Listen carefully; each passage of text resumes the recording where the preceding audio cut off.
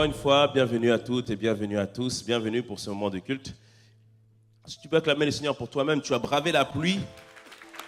Donc tu es un champion, tu es un plus que vainqueur ce matin.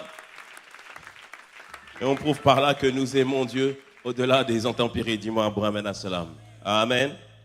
Nous bénissons vraiment le Seigneur pour tout ce qu'il fait au milieu de nous. Et depuis plusieurs semaines, nous parlons de la prière. Et je crois que maintenant, nous avons tous compris, nous avons tous saisi qu'une vie de prière, une vie de communion est nécessaire avec notre Dieu. Et la Bible nous démontre que Jésus nous disait qu'il faut absolument prier. Et on le voit aussi avec les disciples de Jésus qui ont décidé de demander à Jésus comment faut-il faire pour prier. Parce qu'ils avaient réalisé que le secret de tout ce que Jésus faisait, le secret des accomplissements qu'il faisait, mais le secret aussi de ce qu'il était lié à sa relation qu'il établissait avec le Père dans la prière. Et nous avons expliqué que la prière est une habitude qui s'apprend. Amen. On doit apprendre à prier et le Seigneur est en train de nous conduire durant ces semaines-là à savoir comment prier de manière efficace. Le but, c'est que nos prières puissent être répondues. Dis-moi bon amen à cela. Et on le dit, il faut exagérer dans la prière, c'est-à-dire augmenter, multiplier les prières que nous faisons vers notre Seigneur, parce qu'on sait que notre Seigneur va nous exaucer. Est-ce que tu peux me dire un bon amen? La Bible nous dit en Jacques 4, verset 3, vous demandez, vous ne recevez pas parce que vous demandez mal dans le but de satisfaire vos passions. Mais on apprend maintenant à mieux prier afin que nos prières soient de plus en plus efficaces. Dis-moi un bon amen à cela. Amen. Et avant de poursuivre le message, je voudrais appeler la sœur Armelle qui va nous donner un témoignage qui démontre l'efficacité de nos prières. Dis-moi un bon amen à ça. Acclame le Seigneur.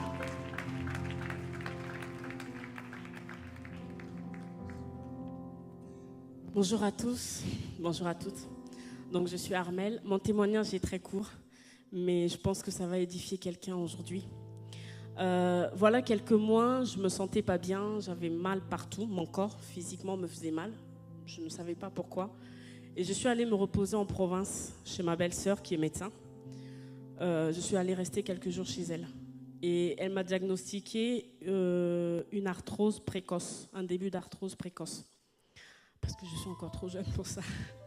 Mais en tout cas, c'était une arthrose. Donc elle m'a donné un traitement d'appoint le temps que j'étais chez elle.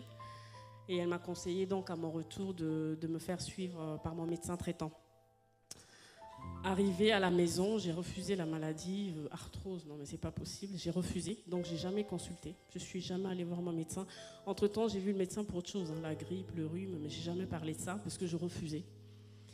Mais refuser est une chose, mais le mal était là, parce que j'avais des douleurs qui revenaient, et je ne sais pas s'il y a des personnes qui ont déjà eu cette maladie, mais les douleurs viennent et ça commence petit à petit, ça s'intensifie. Et ça s'arrête avec les anti-inflammatoires. Donc j'avais demandé à ma belle-sœur, mais ça vient d'où les causes? Elle dit qu'il n'y a pas de cause. Ok, ça se soigne comment? Ça ne se soigne pas. Ah, et on fait comment? On prend des anti-inflammatoires à vie. Très bien. Donc quand je suis arrivée, je n'ai pas consulté, je faisais comme ça. Quand les douleurs venaient, j'attendais, elles s'intensifiaient, et puis je prenais les anti-inflammatoires et ça passait. Et souvent, ça se manifestait quand j'étais fatiguée physiquement. Et donc dernièrement, quand on a fait les 24 heures de prière, comme on n'a pas beaucoup dormi, donc physiquement j'étais fatiguée, et donc les douleurs ont commencé, donc, surtout au niveau des cervicales. Et j'ai quitté l'église vers 3h du matin, 3h30, et je suis revenue vers 7h30. Et ensuite, je suis revenue encore le soir, et le soir, je suis revenue vraiment avec ces douleurs, parce que ça s'est intensifié avec le manque de sommeil. Et à un moment, le pasteur a demandé aux personnes qui avaient une maladie dans leur corps de s'avancer pour qu'on puisse prier pour eux. Mais il y avait beaucoup de personnes, donc je ne me suis pas avancée, je suis restée au fond. Il a commencé à prier pour les personnes, et à peine qu'il a commencé, il dit « J'entends ose, j'entends un sang, ose, une maladie qui se termine par ose. Le Seigneur dit que tu es guéri. » Et j'étais au fond, j'ai dit « arthrose ». Et j'ai dit « C'est le jour de ma guérison, merci Seigneur, au nom de Jésus ». Sur le coup, j'ai seulement continué à adorer. J'ai rendu grâce pour ça parce que j'avais reçu, par la foi, j'avais reçu ma guérison. Et j'ai continué seulement à adorer. Je ne me suis pas posé de questions. De la même manière, je ne me suis jamais inquiétée pour cette maladie qui était là. De la même manière, j'ai continué mon adoration jusqu'au bout. C'est seulement le lendemain, en fait, dans la voiture, je me suis rendu compte que toutes les douleurs étaient parties. D'habitude, elles s'intensifient jusqu'à prendre des anti-inflammatoires. Donc, je n'avais pas pris les anti-inflammatoires. Elles sont parties comme elles étaient venues. Voilà, sur le coup, je n'avais pas réalisé. Donc, moi, pour ma part, je sais que j'ai reçu cette guérison-là parce que d'habitude, ça ne se passe pas comme ça. Quand ça commence, ça va jusqu'au bout, jusqu'aux anti-inflammatoires. Donc, j'ai reçu ma guérison par la foi et je sais que je suis guérie. Je sais que ce n'est pas la première fois qu'il me guérit le Seigneur et ça ne sera pas la dernière fois. Donc, je voulais édifier quelqu'un dans cette salle pour vous encourager à vraiment activer cette foi.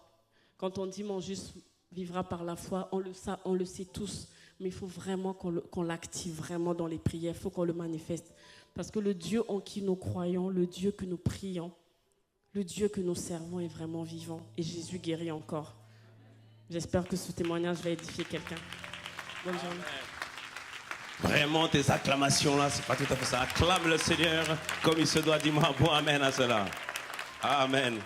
Nous proclamons que cela sera attesté, que ces douleurs ne reviennent plus dans le nom de Jésus. Dis-moi un bon amen à cela. Et on bénit vraiment le Seigneur pour ce qu'il fait. La semaine dernière, on était à ICC Bordeaux. On vous amène les salutations d'ICC Bordeaux. Amen. Amen. Et lorsqu'on part en mission, on prêche, on commence toujours par prêcher le même message depuis qu'on était à Manchester, quand on était à Londres. Le premier message qu'on commence toujours, c'est Jésus sauve, Jésus guérit, Jésus libère. On commence toujours par ça. Et on parlait de la prière, mais on commence toujours par ça, parce que c'est le fondement. Dis-moi bon amen. Et on a prié aussi pour justement plusieurs personnes qui avaient des cas de maladie. Et le lendemain, plusieurs ont témoigné le lendemain et puis le dimanche. Donc une personne a été guérie de l'arthrose aussi. Une autre personne, elle a été libérée parce qu'elle sentait plein de choses dans son ventre. Et elle avait beaucoup de douleurs, elle avait du mal à dormir. Les médecins ne savaient pas d'où ça venait. Et on a prié pour elle. Et après, on l'a dit, je dis, retournez à votre place, rends grâce à Dieu. Et au bout de 10 minutes, toutes ces douleurs sont complètement parties. Le lendemain, elle est venue, il n'y avait plus rien. Et le Seigneur a encore fait des grandes choses. Amen. Amen, on peut acclamer le Seigneur. Il y a une sœur aussi qui a été guérie de l'asthme. Elle disait, ça ne s'arrêtait pas. Dès qu'on a prié, elle a été guérie de l'asthme. Et puis une autre a été guérie d'un problème hormonal en fait qui empêchait que ces règles puissent venir et tout ça. Donc vraiment on bénit ce que le Seigneur est en train de faire. Donc est-ce qu'on peut vraiment l'acclamer parce qu'il fait de grandes choses au milieu de nous? Dis-moi un bon amen. Amen.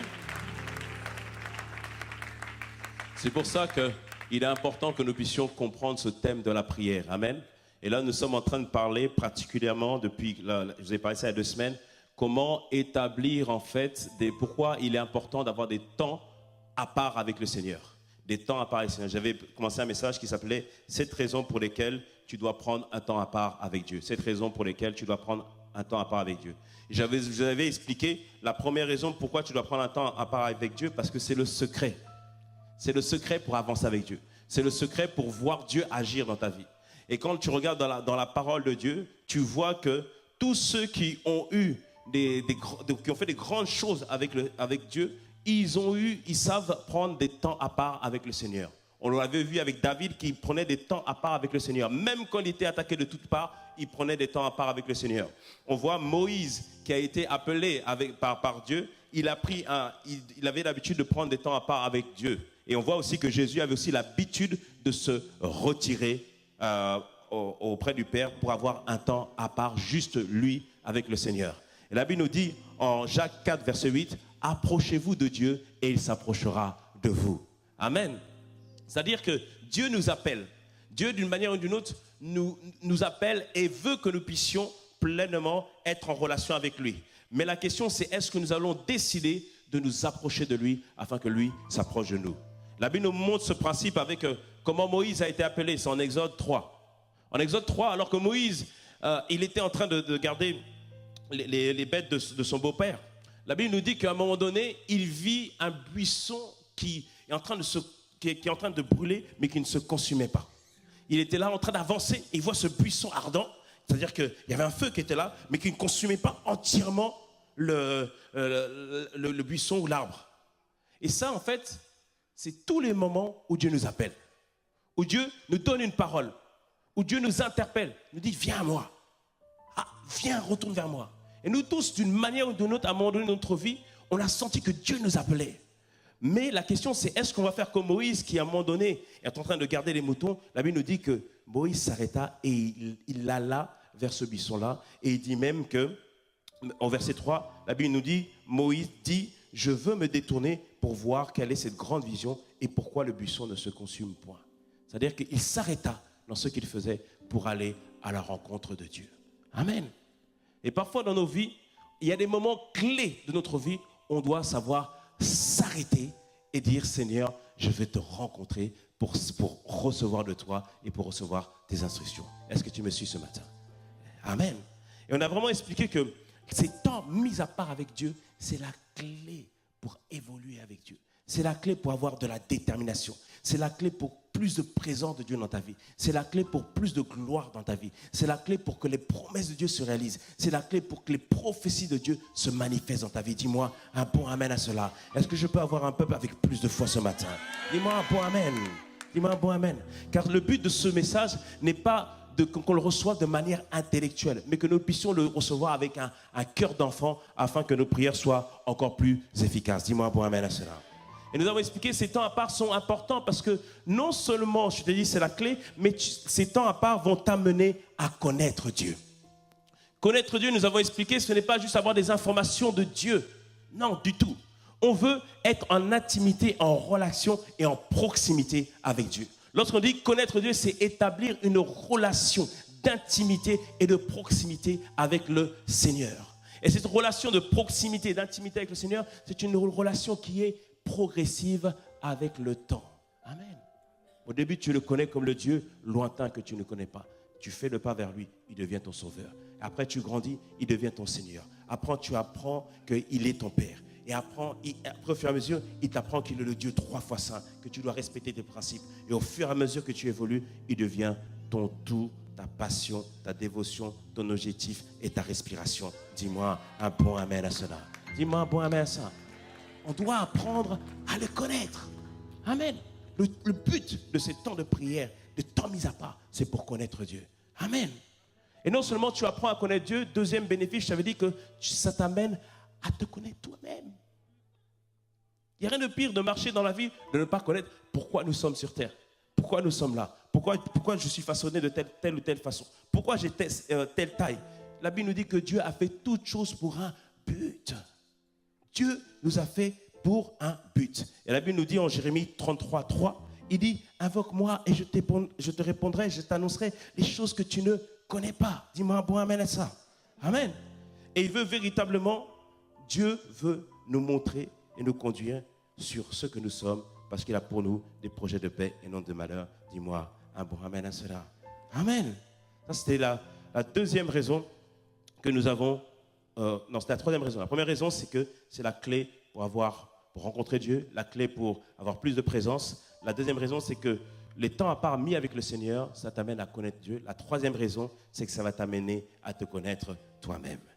Dis avec moi, Seigneur Jésus, fais en sorte que mes temps mis à part avec toi m'amènent à te connaître et à me connaître moi-même. Dis-moi un bon amen à cela. Amen. Et maintenant, je poursuis sur les autres raisons pour lesquelles tu dois mettre un temps à part avec le Seigneur. La quatrième raison, c'est un temps à part avec le Seigneur t'amènera à sortir de la superficialité. De la superficialité. Superficialité, ça veut dire quoi? Ça veut dire que c'est lorsqu'on manque de profondeur. On ne veut plus être des chrétiens superficiels, mais on veut être des chrétiens qui sont profonds. Quand on parle de profondeur, la Bible nous parle en Marc 4, versets 3 à 6, il nous parle de la parabole du semeur. Il dit qu'un semeur sortit pour aller semer. Mais lorsqu'on voit cette parabole, il y a différents types de terre. Il nous dit au verset 4 que comme il semait, une partie de la semence tomba le long du chemin. Ça, c'est les oiseaux vinrent et la mangèrent. Ça, c'est des personnes qui n'ont pas encore un cœur disposé pour recevoir la parole de Dieu. Tout de suite, les oiseaux vinrent et prennent la parole. Verset 5, une autre partie tomba dans un endroit pierreux. Il n'avait pas beaucoup de terre. Elle se leva aussitôt parce qu'elle ne trouva pas un sol profond. Mais quand le soleil parut, elle fut brûlée et sécha, faute de racines. Et là, on voit ici, quand on a un chrétien superficiel qui n'a pas de racines, la parole vient, elle germe. Mais dès qu'il y a des tribulations, dès qu'il y a des problèmes, alors à ce moment-là, on dit, on ne veut plus du Seigneur. Que ce ne soit pas ton cas dans le nom de Jésus. Ça, c'est le type de chrétien superficiel. C'est le chrétien qui manque de racines, qui manque d'être enraciné pleinement dans la parole de Dieu. Amen. Un chrétien superficiel, c'est aussi un chrétien qui manque de connaissance de la parole de Dieu. Hier, j'ai échangé avec une sœur.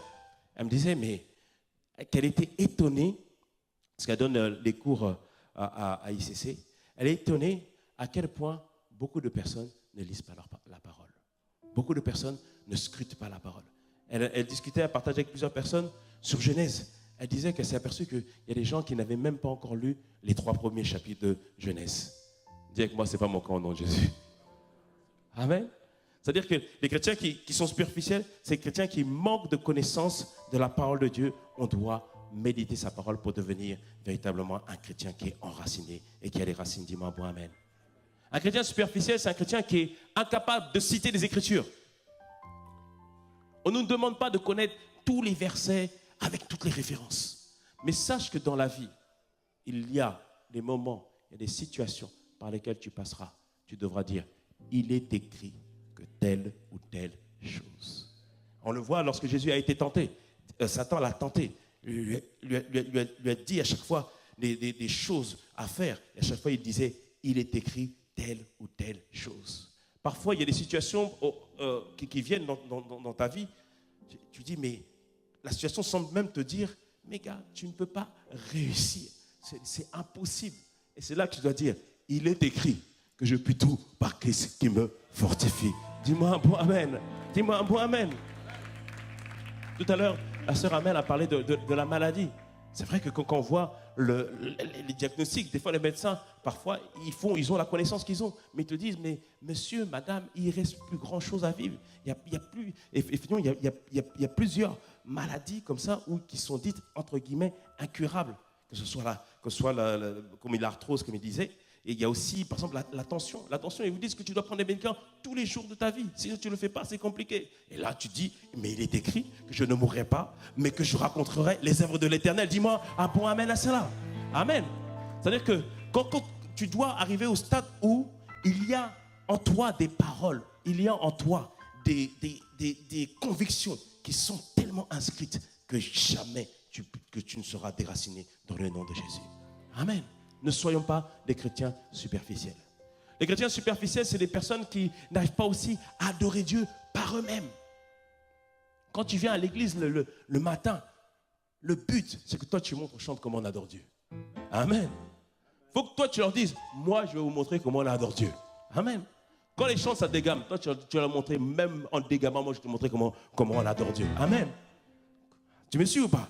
Quand ils sont fatigués, toi, tu vas dire, moi, je vais vous montrer comment on adore le Seigneur. Amen. Pourquoi tu dis ça? C'est que c'est pas une compétition, mais c'est comme une compétition. Dans le sens où tu dis, je ne laisserai personne adorer Dieu plus que moi. Dis-moi un bon amen à cela. Dis-moi un bon amen à ça. Ne soyons pas des gens superficiels dans le sens où, donne-moi un rythme. Donne-moi un rythme.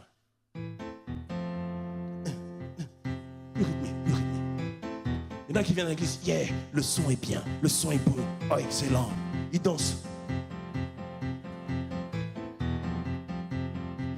Son culture. Ils dansent. Mais la question, est-ce que c'est le rythme qui t'a fait danser? Ou est-ce que tu as soutenu dans ta parole, dans ta pensée, que l'Éternel est bon, que l'Éternel est merveilleux, qu'il est excellent, qu'il est puissant? Dis-moi un point amen à cela. Amen. Un chrétien superficiel se base sur la musique. Mais un chrétien qui est profond avec le Seigneur, quand il danse, c'est pas parce que sa semaine a été bien, mais c'est parce que, comme je te dis dans la prière, il soutient par sa parole tous les bienfaits, tout ce que Dieu a fait. Il raconte dans son cœur, dans sa pensée, la grandeur de Dieu. Amen. Et il faut avoir cette attitude-là lorsque nous venons dans la présence de Dieu. Amen. Il y a certaines mélodies qui nous touchent, n'est-ce pas? Reçois de moi le parfum qui t'est dû. Cette mélodie nous touche, n'est-ce pas? Amen. Parce que la mélodie est très bien. Amen. Mais il y en a d'autres. Quand ils chantent cela, ils se souviennent quand tout n'allait pas. quand c'était compliqué. Quand c'était compliqué. Et qu'ils ont dit, Seigneur, reçois de moi le parfum qui t'est dû. Amen. Il y en a d'autres qui se rappellent, comme la femme qui avait une mauvaise vie, qui se souviennent de tout ce qu'ils étaient auparavant, de tous les crimes, toutes les bêtises, toutes les choses qu'ils ne pourraient même pas raconter tellement ils ont honte. Et ils se souviennent de ça. Et là, ils disent, reçois de moi le parfum qui t'est dû. Toi qui as accepté quelqu'un qui n'était pas acceptable. Toi qui as aimé quelqu'un qui n'était pas aimable. Toi qui as désiré quelqu'un qui n'était pas désirable. Oh, merci Seigneur. Amen. Un chrétien profond adore Dieu. Pas à cause de la mélodie, pas à cause du chant, mais parce qu'il soutient dans son cœur les paroles qui sont dites. Il soutient dans son cœur les paroles qui sont dites. Amen. Est-ce que tu me suis ce matin? Est-ce que tu me suis ce matin? Et aussi, ne plus être un chrétien superficiel. Le chrétien superficiel, ce sont les personnes qui ont l'incapacité de voir au-delà de leurs yeux naturels. Qu'ils ont l'incapacité à voir au-delà de leurs yeux naturels. La Bible nous montre que Jésus a fait des grands miracles. Et ses disciples ont été témoins des grands miracles que Jésus a accomplis. En Marc 6, on voit que Jésus il y avait une foule nombreuse qui était là. Et il y avait peu à manger. Il n'y avait même pas à manger, il n'y avait pas grand-chose. Il a pris des pains et des poissons. Il a fait une multiplication en Marc 6. Les disciples ont dit, waouh, le Seigneur a été capable de pourvoir. Et en Marc 8, à nouveau, il y a une situation où il n'y a plus de quoi manger. Et Jésus fait encore une multiplication des pains. Par 2 fois, les disciples ont vu la multiplication des pains. Mais lorsqu'on regarde, à un moment donné, en Marc 8, verset 14, alors qu'ils devaient partir de la contrée où ils allaient, ils devaient prendre la barque, la Bible dit ceci, qu'au verset 14, les disciples avaient oublié de prendre du pain et ils n'en avaient qu'un seul avec eux dans la barque. Et Jésus leur fait cette recommandation. Gardez-vous avec soin du levain des pharisiens et du levain d'Hérode. Les disciples raisonnèrent entre eux et disaient, c'est parce que nous n'avons pas de pain. Jésus, l'ayant connu, parce qu'il connaissait la pensée de tout un chacun, leur dit, mais pourquoi raisonnez-vous sur ce que vous n'avez pas de pain? Êtes-vous encore sans intelligence et ne comprenez-vous pas? Avez-vous le cœur endurci? Ayant des yeux, ne voyez-vous pas? Ayant des oreilles, n'entendez-vous pas? Et n'avez-vous point de mémoire?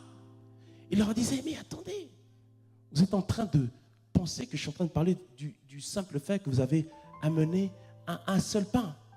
Mais est-ce que vous ne vous souvenez pas que là, il y a quelque temps, j'ai fait la multiplication des pains?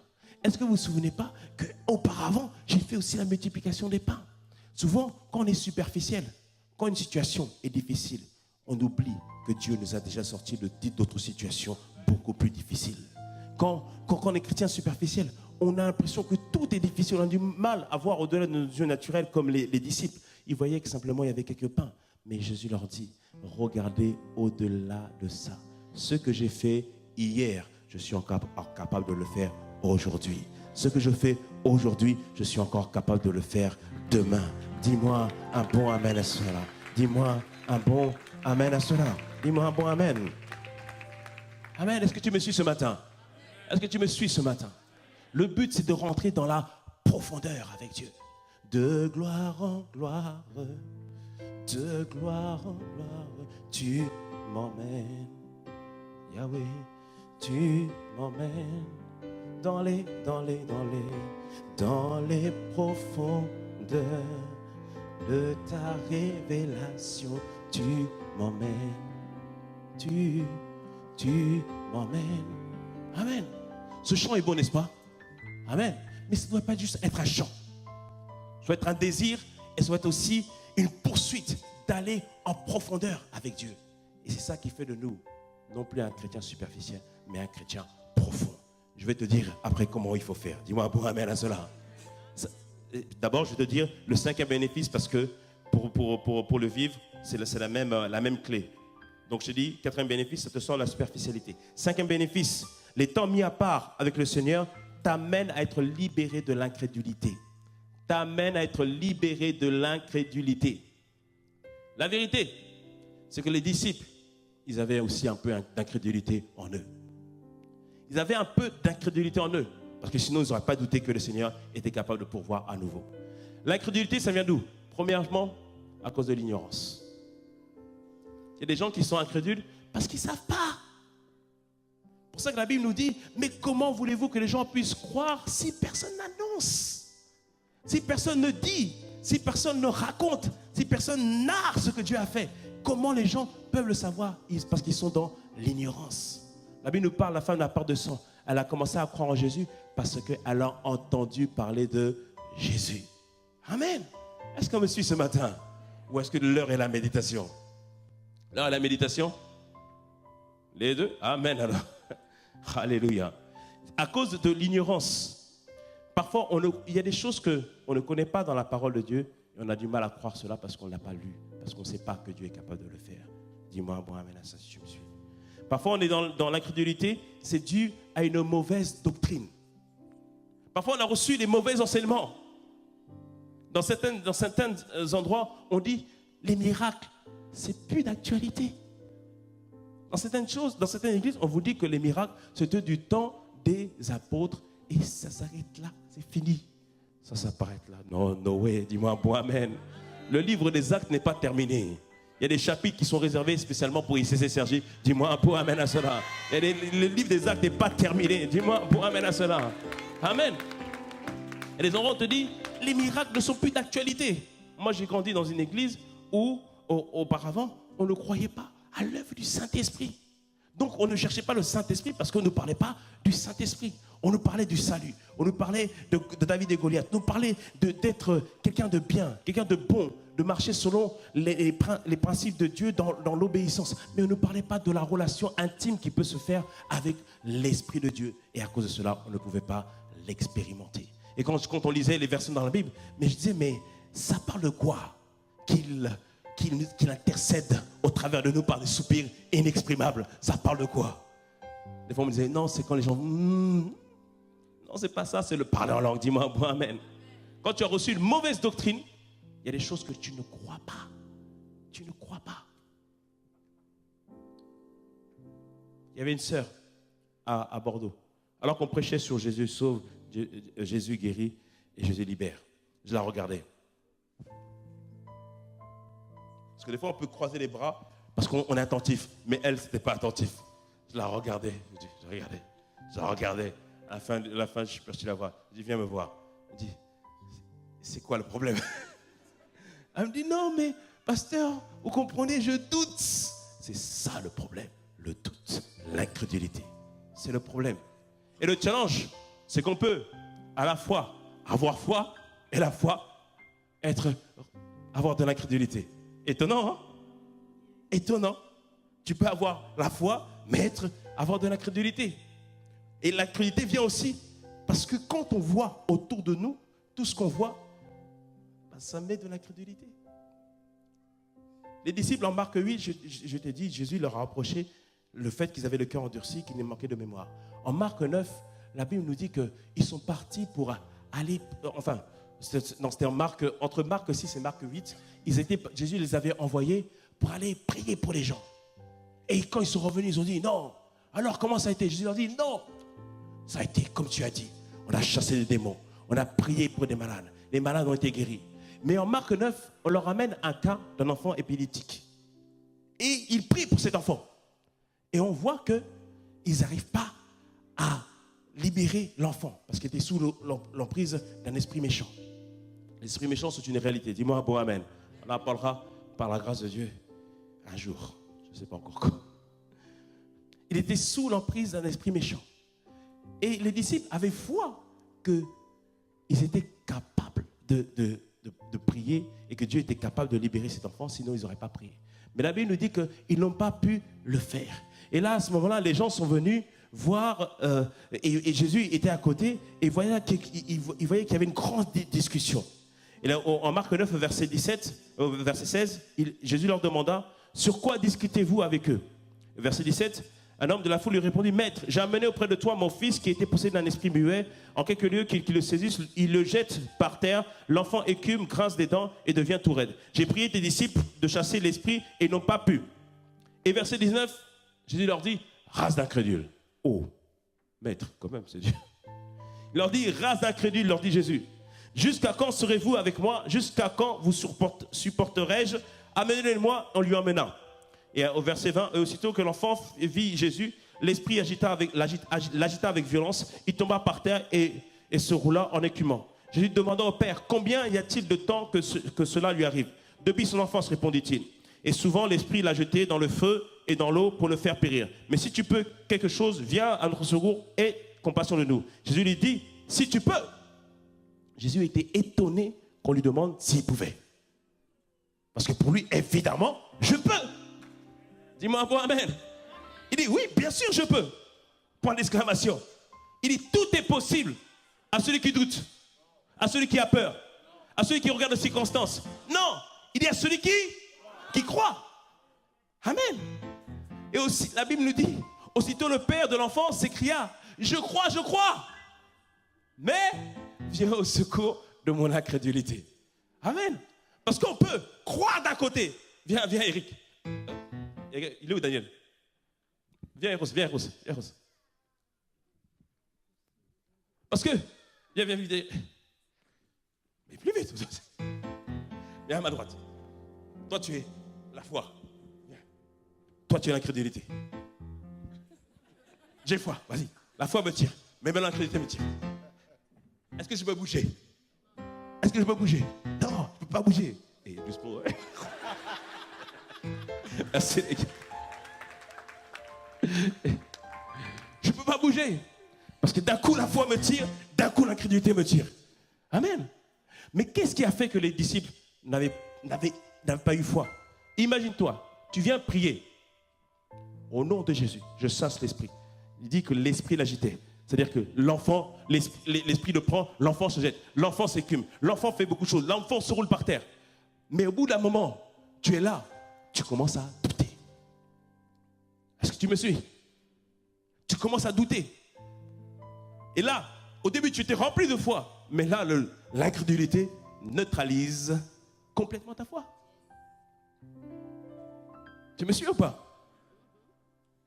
Parce que ce que tu vois là témoigne que non, là c'est compliqué. C'est compliqué. Un jour, on avait prié pour une sœur. Elle était comme prise par un esprit de folie.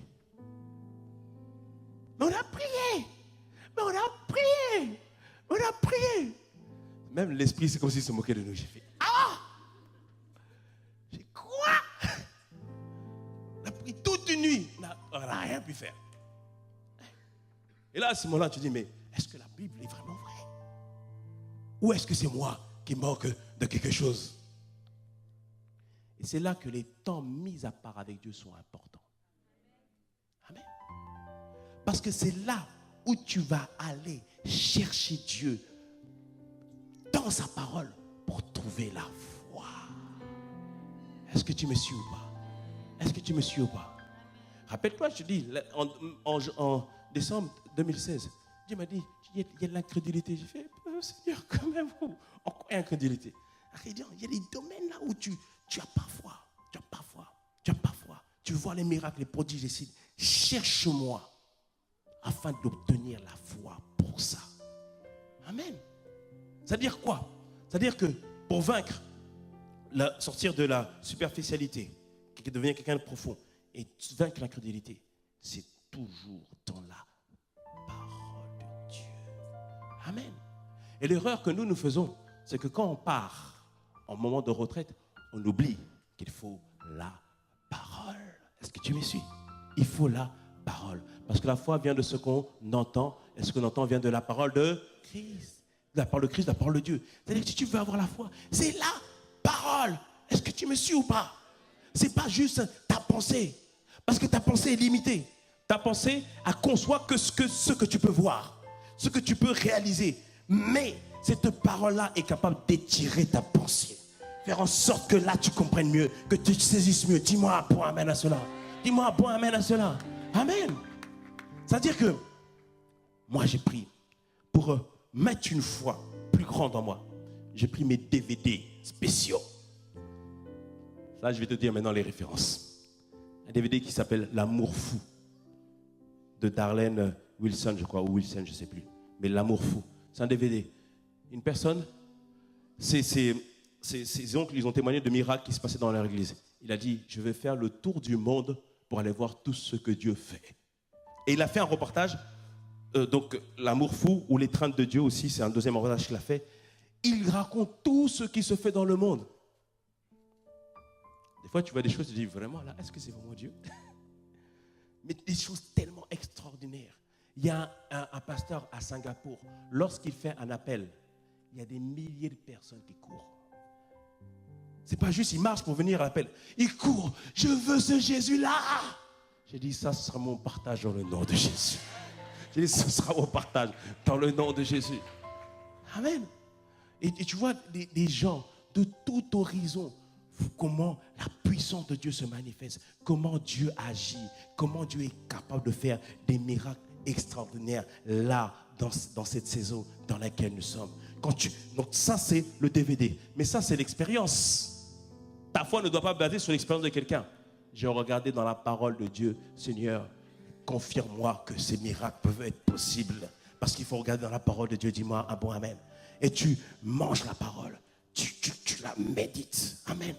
Et lorsque tu fais cela, la parole, la Bible nous dit que la parole est une semence. En grec, c'est sperma. Au fur et à mesure, tu deviens enceinte des promesses de Dieu. Dis-moi un bon amen. Tu deviens enceinte des promesses de Dieu.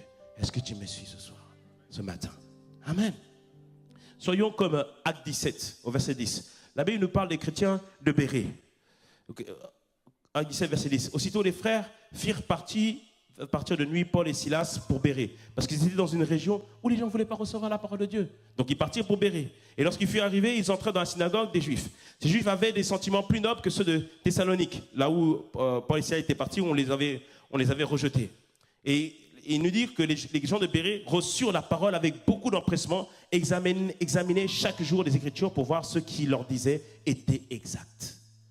On voit que ces chrétiens de Bérée, lorsque le message est prêché, ils ont dit, attends, on va vérifier, on va scruter, on va regarder, on va examiner et on va voir ce qui est dit est véritablement vrai, afin que leur foi soit enracinée sur la parole. Quand je suis venu à ICC, on m'a parlé de parler en langue. J'ai dit, je ne crois même pas en ça. Parce que dans l'assemblée où j'étais, on ne parlait pas des œuvres du Saint-Esprit. Et le parler en langue fait partie des œuvres du Saint-Esprit. J'ai dit, je ne crois pas en ça. Le pasteur il va prêcher, j'ai dit, je ne crois pas en ça. Qu'est-ce que j'ai fait? J'ai pris la prédication, j'ai pris une autre prédication, j'ai examiné la parole de Dieu. On avait même prié pour nous. Donc moi, je n'avais pas reçu le parler en langue. J'ai dit, bon, ok. J'ai dit, je ne crois même pas en ça. Puisque je n'ai pas reçu. On n'a pas prié pour moi, je n'ai pas reçu. Et j'ai examiné les Écritures. J'ai examiné la parole de Dieu. Et maintenant, lorsque j'ai vu que c'est vrai, maintenant, cela est devenu en moi une foi certaine et une assurance. Je me suis assis sur cette assurance. Est-ce que tu me suis? Amen. Mais jusque-là, le parler en langue ne venait pas.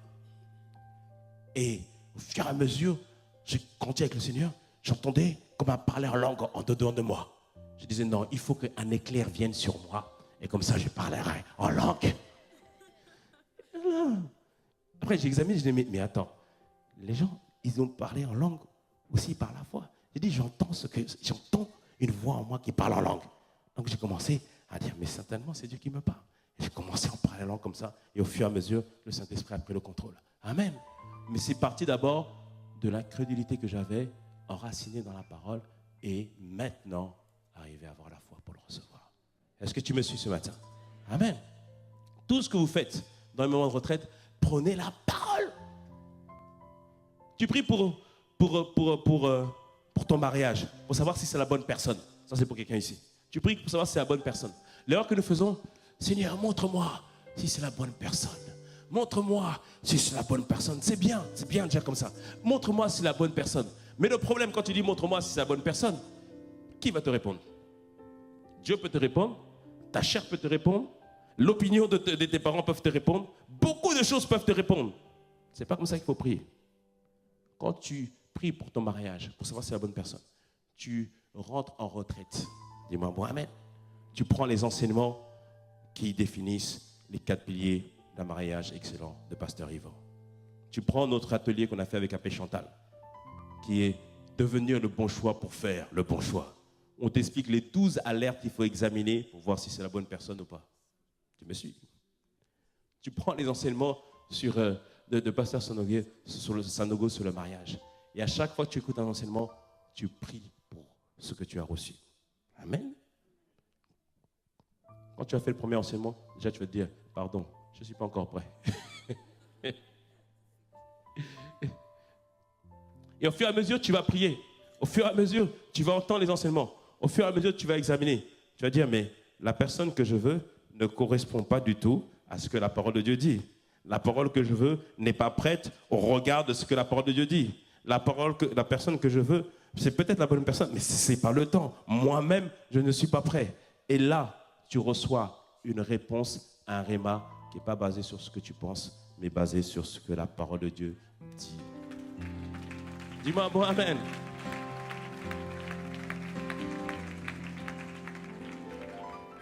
Dieu m'a fait comprendre que pour tous les sujets, fais ça.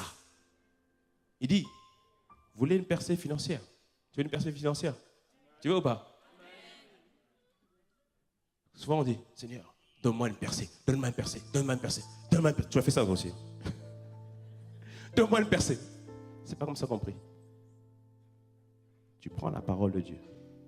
Tu prends les enseignements qui parlent des principes bibliques pour la gestion financière, pour commencer. Tu regardes les différentes manières dont Dieu a été capable de ramener quelqu'un et de le rendre prospère. Par exemple, tu prends Isaac, il dit qu'il sema la même année, il récolta au centuple, etc. Tu prends tous ces passages-là. Et tu prends aussi des témoignages pendant ton temps de retraite. Et à chaque fois, tu pries. Et à chaque fois, tu demandes. Et à chaque fois, tu soupires pour que Dieu t'imprime en toi les principes pour réussir avec lui. Et quand tu vas faire cela, au bout d'un moment, déjà les principes vont être ancrés en toi. Ça va mettre une foi certaine sur les principes de Dieu. Tu me suis ou pas? Amen. Une fois que tu as fait ça, maintenant tu vas sur Éphésiens 1, où il parle de tout ce que nous avons reçu dans les bénédictions célestes. Et dans Éphésiens 1, il a dit qu'il a répandu sur nous toute espèce de sagesse et d'intelligence. Ça fait partie de sa grâce. Amen. Et là, tu réalises que Dieu, véritablement, a déjà téléchargé beaucoup de choses au-dedans de toi. Amen. Et quand tu vas prier comme ça, non plus en essayant d'obtenir quelque chose, mais en comprenant que tout est déjà en toi, tu vas voir que quand tu vas prier, il va te dire, tiens, fais tes projets, tiens, fais telle chose, fais cela, accomplis cela, réalise cela. Dis-moi un bon amen. Dis-moi un bon amen à cela. Amen. Mais toujours à partir de là, amen. Et Dieu nous donne des percées par rapport à la parole. Pasteur Gisela avait raconté ce témoignage dans son message qui s'appelle « Fais ta part ». Et dans ce message, il donnait un témoignage où à un moment donné, sa femme, Pasteur Rosie, passait par un moment de maladie. Elle avait complètement maigri, à tel point que les médecins présumaient même qu'elle allait mourir.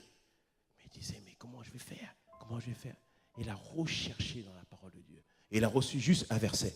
Et le verset, c'était Exode 23, 25. Exode 23, 25, il dit, vous servirez l'Éternel, votre Dieu, il bénira votre pain et vos eaux, et il éloignera la maladie du milieu de vous. Exode 23, 25. Il a dit à sa femme, c'est bon, tu es guéri. Il dit, non. Il dit, c'est bon, tu es guéri.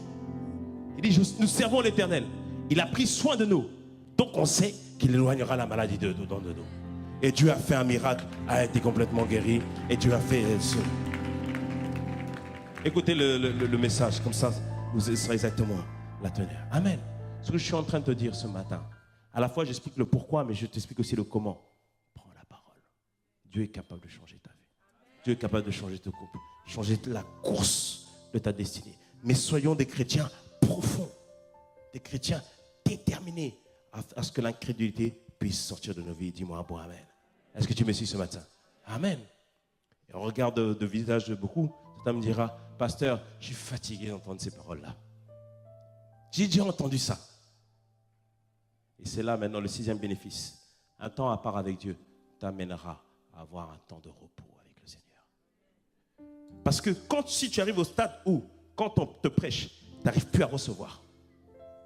Lorsque on te dit une parole, tu n'arrives plus à recevoir. Toi qui auparavant étais capable de manifester l'amour facilement. Mais dès qu'on te dit quelque chose, tu commences à t'énerver. Toi qui es capable de te lever le matin et que là, tout d'un coup, tu te lèves, mais il n'y a plus la même ardeur, il n'y a même plus la même ferveur. La vérité, c'est que là, tu as besoin d'un repos avec le Seigneur. Elle me dit, oui, c'est vrai, pasteur, je suis fatigué. Il me faut des vacances. Il ne te faut pas des vacances, un temps de repos avec le Seigneur. Amen. Et la Bible nous dit que le repos vient véritablement de Dieu. Le repos vient de Dieu. Et on le voit avec le passage là. Comme je l'ai dit tout à l'heure, les disciples étaient partis. Jésus les avait envoyés pour chasser les démons. C'est ce qu'ils avaient fait en Marc 6, avant qu'ils rencontrent le jeune homme épileptique. En Marc 6, la Bible nous montre que Jésus, lorsque ses disciples sont revenus vers eux, Marc 6, verset 30, Jésus leur dit, venez autour de moi. Il les a pris, il les a mis à l'écart dans un lieu désert. Pourquoi? Parce qu'ils avaient besoin de repos. La fois passée, je t'ai dit que Dieu, il faut qu'on veille et on prie parce qu'on a besoin de puissance, on a besoin de force pour manifester la vie de Dieu. On a besoin de puissance et de force pour manifester le caractère de Dieu. Et parfois, quand tu es dans un environnement difficile, il faut beaucoup de force pour toujours manifester l'amour. Quand tout le monde est en train de faire n'importe quoi, de négliger Dieu, il faut beaucoup de force pour manifester de la fidélité. Quand à chaque fois on t'insulte, toujours je te bénis, il faut beaucoup de force. Mais la vérité, c'est qu'au bout d'un moment, tu es épuisé. Il y a des moments où on est lassé. Il y a des moments où on n'en peut plus. Il y a des moments où on dit là, c'est bon.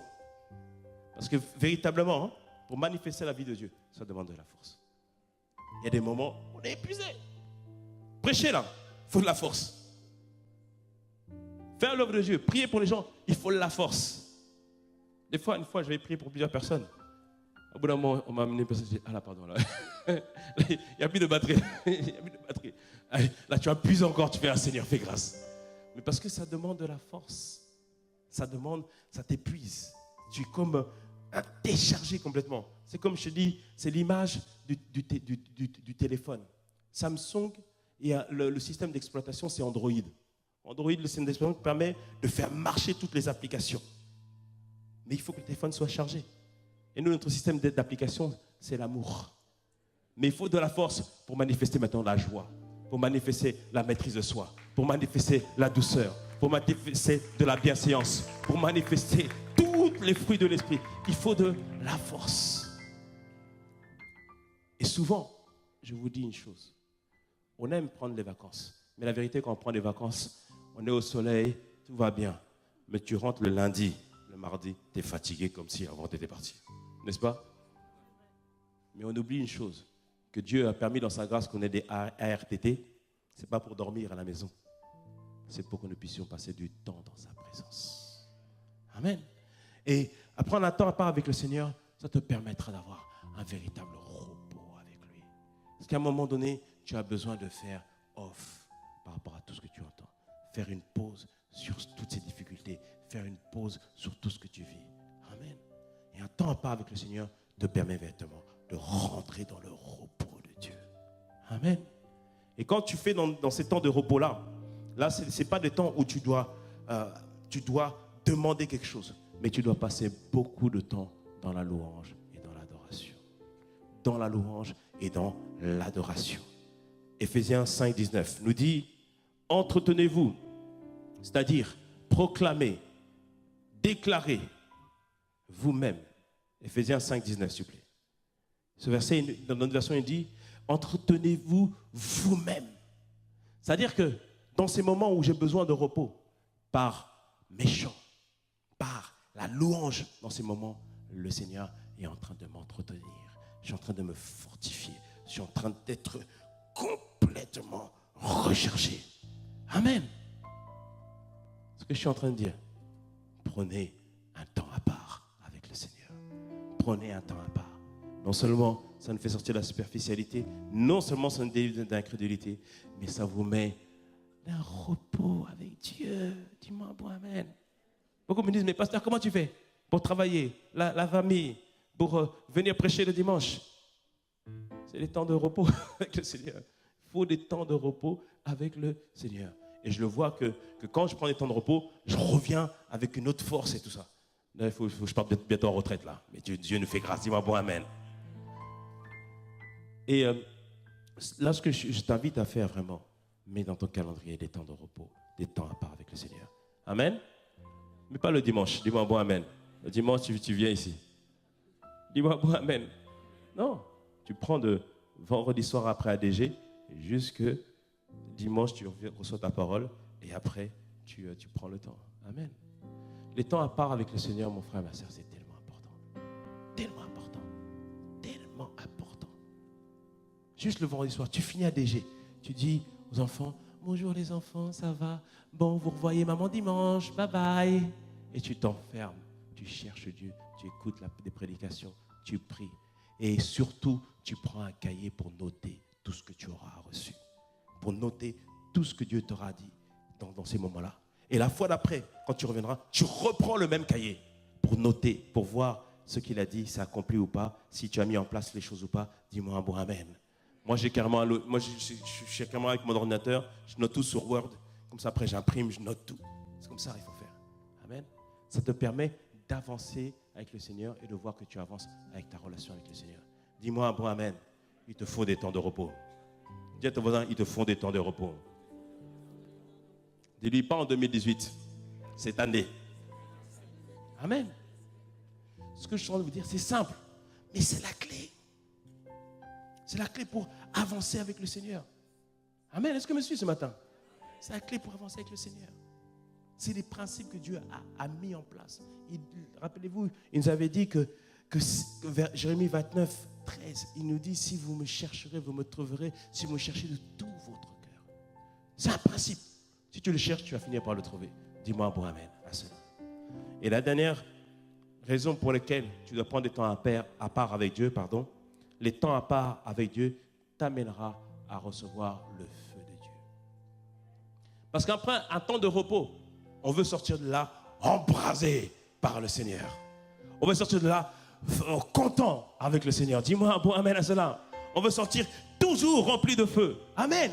Et c'est le but de Dieu, que nous soyons toujours zélés pour lui. Jésus nous disait en Luc 3,16. Luc 3,16. C'était Jean-Baptiste qui disait. Il disait que moi je vous baptise d'eau, mais il vient celui qui est plus puissant que moi. Je ne suis pas digne de délier la couronne de ses souliers, mais lui, il vous baptisera du Saint-Esprit et de feu. Ce feu, c'est ce zèle que tu as toujours pour l'évangile. Ce zèle que tu as toujours pour annoncer la parole de Dieu. Ce zèle que tu as pour obéir à sa parole. Jésus nous disait aussi, Marc 9, 49. Marc 9, 49. Il nous dit, car tout homme sera salé de feu. Il veut que tu sois rempli de feu. Amen. Le feu, c'est ce désir toujours de plaire à Dieu. Le feu, c'est toujours être plein d'entrain pour faire l'œuvre de Dieu. Le feu, c'est toujours ce désir de dire, allez, il y a une situation difficile, viens, prions. Parce que lorsque quelqu'un est malade, on doit faire quoi? Lorsque quelqu'un ne va pas, qu'est-ce qu'on doit faire? Lorsqu'il y a des souffrances, qu'est-ce qu'on doit faire?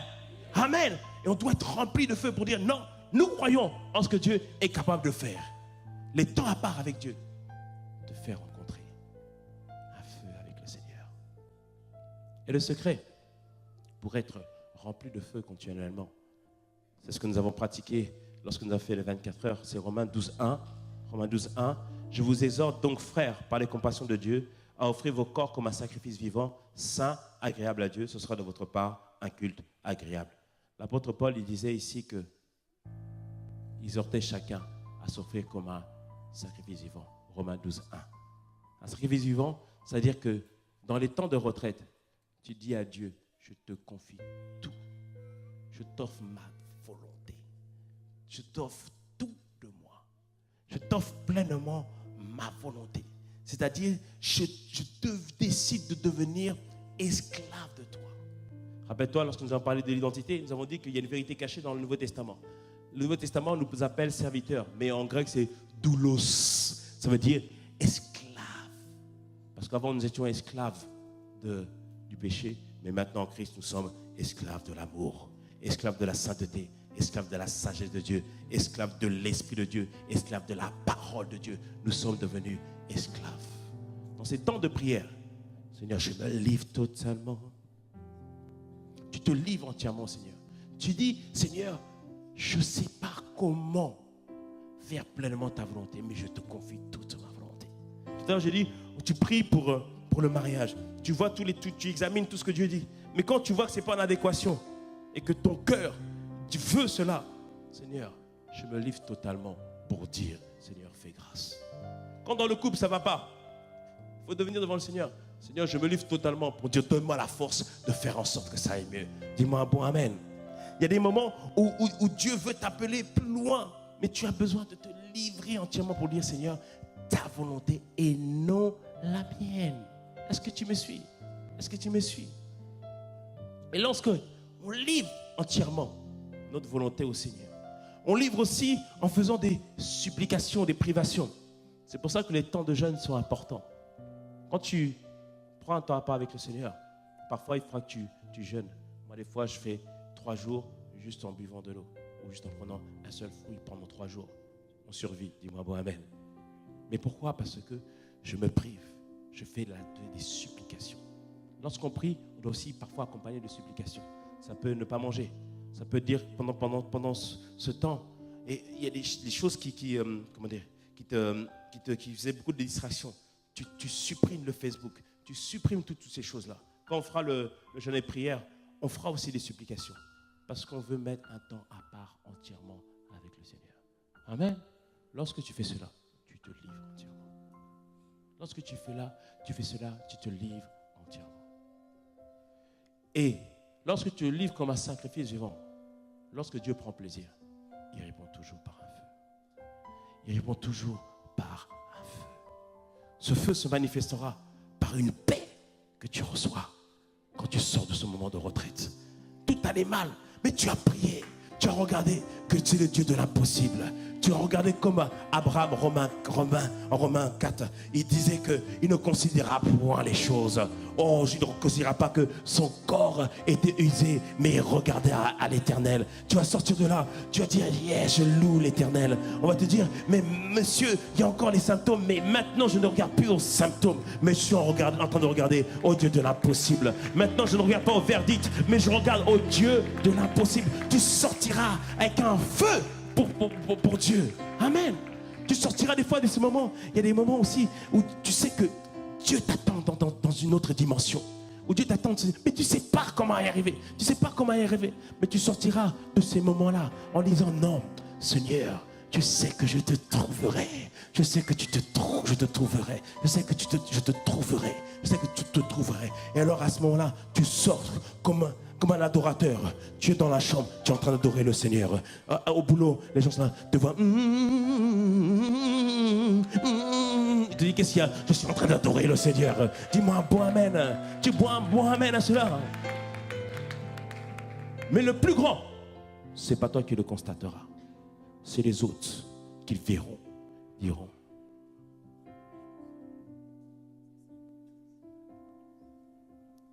C'est toujours le pasteur Mateta là-haut. C'est toujours le frère Intel. Il y a quelque chose de différent. Il y a une empreinte différente. Il y a quelque chose de différent. Amen. Pourquoi? Parce que quand tu passes du temps dans la présence de Dieu, sa gloire se répand sur toi. Sa gloire se répand sur toi. Amen. Et là, quand tu parles, la sagesse de Dieu se manifeste. Lorsque tu agis, on voit l'autorité de Dieu qui se manifeste. Lorsque tu fais des choix, on dit, waouh, quelle intelligence. Et lorsque tout le monde t'écrase, tout le monde te fait quelque chose, on dit, quelle paix, quel calme. Pourquoi? Parce que tu as passé du temps dans la présence de Dieu. Amen. Ce que je suis en train de simplement vous dire ce matin, la relation avec Dieu, nous avons trop complexifié cela. On a eu l'impression, allez, c'est faire ceci, faire cela, tout ça, etc. C'est juste dire, Seigneur, qu'est-ce que tu veux faire? Si je dis, je m'abandonne entièrement à toi. Amen. Et quand tu le fais, il vient et il te transforme et il te change. Et je te dis, c'est les autres qui constateront, qui verront qu'il y a eu un changement. Les autres constateront que véritablement, tu as rencontré le Seigneur. Amen. C'est là que je comprends pourquoi Joyce Meyer disait toujours à ses enfants, les enfants, pendant que je prie, il ne faut pas me déranger. Elle disait, si je ne prie pas là, la maman que vous allez avoir, ça va être compliqué. Mais j'ai besoin de prier pour que sa patience, sa miséricorde, sa paix, sa joie, son amour, sa maîtrise de soi puisse être entièrement à moi. Amen. Amen. Ma prière ce matin, c'est juste pour chacune de votre vie que vous rencontrez le Dieu de l'impossible. Vous rencontrez le véritable Dieu qui est décrit dans la parole de Dieu. Ma prière, c'est que nous puissions nous tous croire en tout ce qui est écrit dans la parole de Dieu. Et les miracles qui ont déjà commencé vont augmenter, vont s'intensifier. Dis-moi un bon amen à cela. Dis-moi un bon amen à cela. Dis-moi un bon amen à ça. Mais au-delà des miracles, au-delà des prodiges, qu'est-ce qui va être intensifié? C'est la présence de Dieu en nous. C'est sa présence. Et ça, c'est le plus beau cadeau que Dieu nous fait. Il nous dit, dans l'héritage, il y a lui-même. Le plus gros cadeau qu'il nous fait, c'est lui-même. Amen.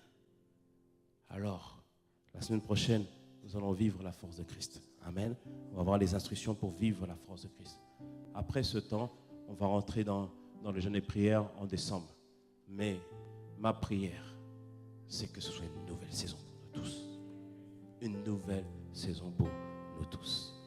Certains, vous avez besoin maintenant de rentrer dans votre appel dans le nom de Jésus. Certains, là, vous avez besoin de rentrer pleinement dans votre appel, accompagné de dons spirituels, de miracles, de signes dans le nom de Jésus. Il y a des couples qui ont besoin d'un vin nouveau. Ce vin nouveau arrive dans le nom puissant de Jésus. Le vin nouveau arrive dans le nom de Jésus. Certains, vous avez besoin là, en cette saison, que Dieu vous donne une instruction qui vous mette au large pour au moins 10 ans dans le nom puissant de Jésus. Cela arrivera dans le nom de Jésus. Cela arrivera dans le nom puissant de Jésus. Amen. Pourquoi ça arrivera? Parce qu'on ne cherchera pas sa main. Non. Depuis 3 ans, on cherche sa présence. Il nous a donné sa présence. Et là, je vous dis, les premiers signes qui sont là sont simplement le témoignage qu'il est en train de nous conduire encore plus haut. Qu'il est encore en train de nous conduire beaucoup plus loin. Moi, je crois au Dieu de l'impossible. Enfin, plutôt, je crois au Dieu du possible. Plutôt. Parce qu'il rend toutes choses possibles. Amen. Que ce soit maladie incurable, dans le nom de Jésus, le possible arrive dans le nom de Jésus. Que ce soit foyer complètement disloqué, le possible arrive dans le nom puissant de Jésus. Dis-moi un bon amen à cela. Dieu va faire au-delà de ce que nous pouvons penser dans le nom de Jésus. Moi, c'est la foi que j'ai. Qui est prêt à me suivre dans cette foi-là? Moi, c'est la foi que j'ai. 100%, je veux me donner avec le Seigneur. Dieu va nous faire du bien. Il nous a portés jusqu'à présent. Mais là, il va nous mettre large. Pas pour nous, hein? C'est pas pour nous. C'est pas pour nous. Parce qu'il y a un peuple nombreux dans la ville. Il y a un peuple nombreux qui attend. Non, je vous dirai ça plus tard. Je vous dirai ça plus tard. Mais comprenez bien une chose. Que Dieu nous attend. Amen. Est-ce que tu peux acclamer le Seigneur?